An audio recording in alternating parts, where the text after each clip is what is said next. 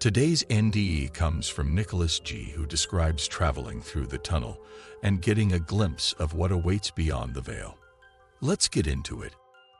To preface this story, I have pulmonary fibrosis. This is a terminal condition that has compromised my lungs, leaving me with 40% lung capacity.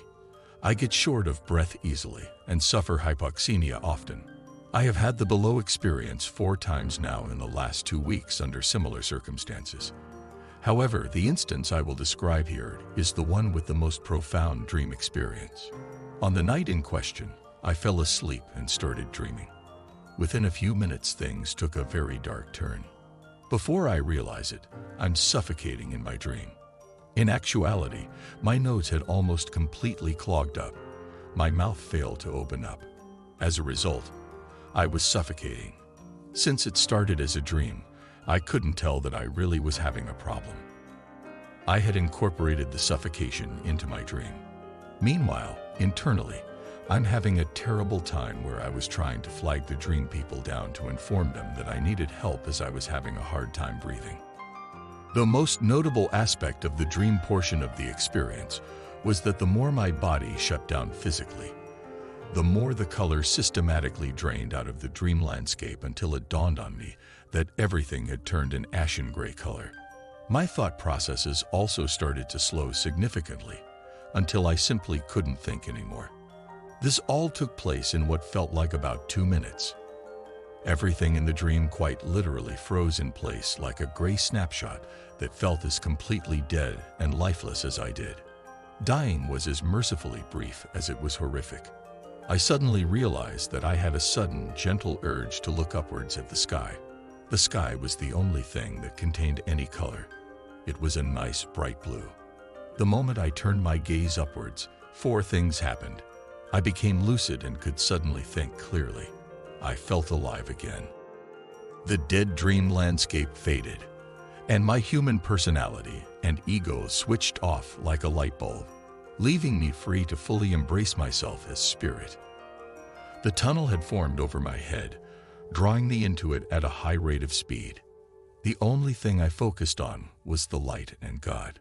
I kept repeating God, God, God to focus my thoughts as I traveled. The tunnel walls were pure black with a beautiful gold light pulsating through and encircling the tunnel. At the end of the tunnel was a brilliant golden light. As I began to travel through the tunnel, I came to the realization that my body was nearing its end. Although I was still strongly aware of my body and its dire situation, I resolved to continue through the tunnel to the end of it. Since I had experienced this scenario on 2 other occasions the prior week, I now felt like an old pro with regards to the tunnel. The thought occurred to me that there were only 2 reasons I would be going through it. Rather, I was already dead, or the body was currently engaged in the death process and was not long for the world. Either way, I felt as though I needed to complete the journey with all possible speed, as I had no intention of needlessly hanging around Earth's astral plane. The further I flew through the astral plane, the more I lost awareness of the body.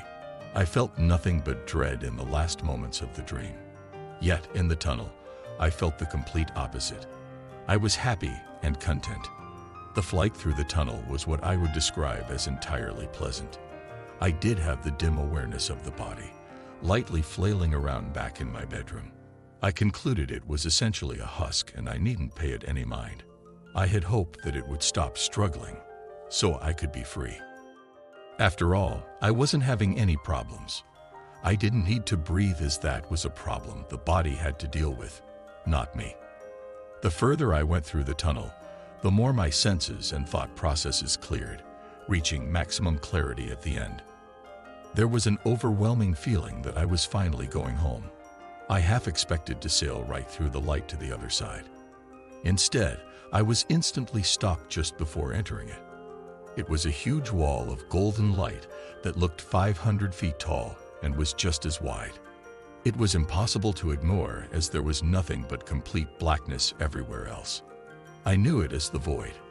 This was a point of no return. I knew definitively that if I passed through the veil, that this body would expire immediately. There was no going back after this. For the moment, I was still attached to it. I remember thinking that it would be a shame to arbitrarily relinquish an otherwise marginally serviceable body when there's no compelling reason to do so.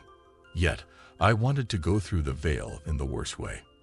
I could sense an almost indescribable feeling of goodwill and happiness coming from the other side. I also felt a massive surge of feeling explaining to me that the spirit world is a very happening place. I felt many friendly souls were just beyond the veil. Most of the things I felt were beyond description. Be that as it may, I felt I would not only be shirking my duty to this form, but offending God by making the decision to leave the world prematurely. It struck me as the height of irresponsibility to do so. As painful as it was to leave the light, I chose to return to the world. I woke up for all of 10 seconds and promptly fell back asleep. Again, I found myself in the same position. My nose was still clogged, and I hadn't woken up long enough to clear my airway. This time, I instantly looked up at the sky and once again found myself rocketing through the tunnel. As best I could figure it, the trip took 10 seconds.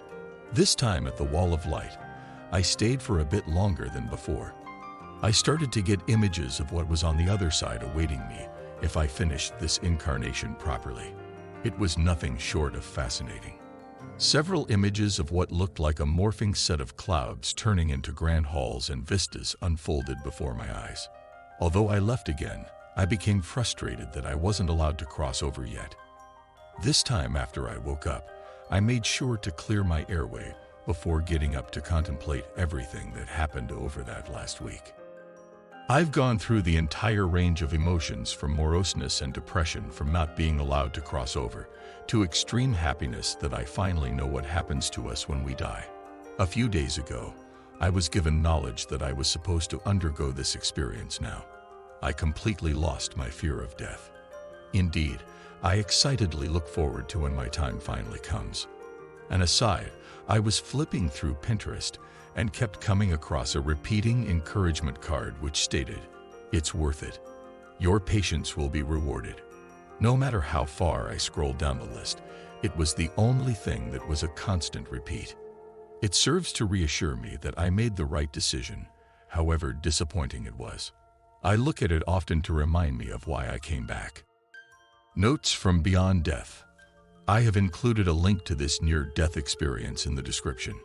It is followed by a question and answer portion Nicholas filled out for anyone interested in learning more. Remember, if you have your own experience you would like shared on this channel, simply email it to me at the link in the description. Until next time, stay blessed.